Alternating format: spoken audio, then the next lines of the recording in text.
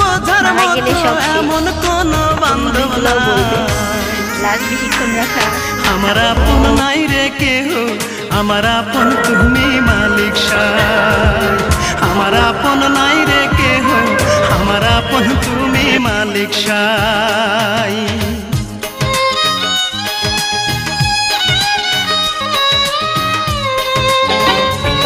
ও